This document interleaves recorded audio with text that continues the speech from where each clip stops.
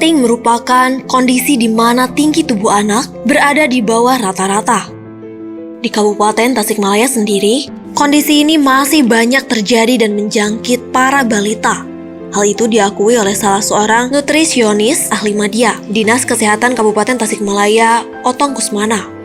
Menurutnya, berdasarkan data survei yang dimilikinya, prevalensi stunting di Kabupaten Tasikmalaya masih cukup tinggi. Angkanya mencapai 20,7%. Jumlah itu jauh lebih tinggi apabila dibandingkan dengan angka rata-rata nasional yang hanya mencapai 14% saja.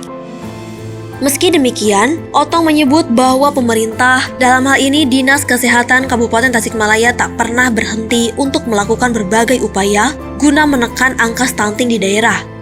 Berbagai langkah strategis terus dilaksanakan agar prevalensinya bisa semakin ditekan. Kalau dari keluarga tidak mampu, itu wajib diberikan untuk tambahan asupan.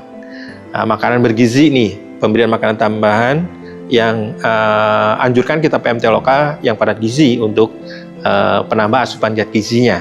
Itu yang pertama, dan kosnya lumayan besar gitu. Yang kedua, perbaikan sanitasi, ini juga dibantu oleh OPD yang lain, dan SPBU TPR itu untuk memperbaiki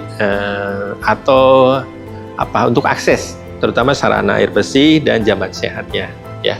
Yang ketiga, yang tidak kalah penting dan saya kira ini cukup murah dan dampaknya luar biasa kalau kita itu menerapkan pola asuh yang baik. Ya, dan pola asuh yang baik itu perubahan perilaku itu harus didorong itu oleh semua pihak. Kalau banyak yang ngomong, insya Allah semua sasaran yang ini tuh akan cepat untuk berubah perilakunya. Jadi 3 hal, Kang. Asupannya kita perbaiki, sanitasinya juga diperbaiki, lingkungannya, sama perubahan perilaku untuk mempercepat yang membackup semua upaya yang tadi 2 tadi. Otong menambahkan, langkah-langkah yang dilakukan oleh pemerintah itu telah disesuaikan dengan situasi maupun kondisi kasus stunting yang terjadi di Kabupaten Tasikmalaya. Pasalnya, ia menyebut bahwa cara untuk menangani persoalan stunting tidak bisa disamaratakan. Misalnya, alasan pemerintah lebih mengutamakan pemberian makanan tambahan atau PMT karena mayoritas kasus stunting di Kabupaten Tasik terjadi pada anak-anak berusia 2,5 tahun ke atas. Artinya, kekurangan gizi atau nutrisi pada anak tersebut bukan terjadi pada saat masa kehamilan, tetapi pasca melahirkan. Maka dari itu, PMT sangat cocok diberikan untuk menopang kebutuhan gizi atau nutrisi mereka sebelum berusia 2,5 tahun. Dengan berbagai upaya tersebut, Otong berharap ke depan angka prevalensi stunting di Kabupaten Tasikmalaya bisa terus menurun. Untuk menurunkan angka stunting yang sesuai tadi target nasional, kita masih punya PR 6 poin lagi. Harus turun tuh dari 20 ke angka 14. Ini nggak bisa dilakukan hanya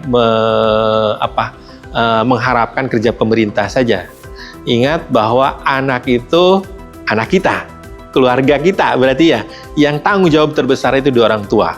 Maka kami mengajak ke semua orang tua, perhatikanlah calon generasi penerus keluarga itu mulai dari kehamilan. Hamil gizinya bagus, ibunya nyaman, lingkungannya bagus, insya Allah pas lahir pun itu akan berkurang kemungkinan resikonya terjadinya stunting. Setelah lahir pun tetap harus diperhatikan ASI eksklusifnya, pemberian makanan pendamping ASI-nya, semuanya diperhatikan, si ibunya nyaman, responsif untuk pemberian MPASI, insya Allah Tasikmalaya zero new stunting-nya segera tercapai.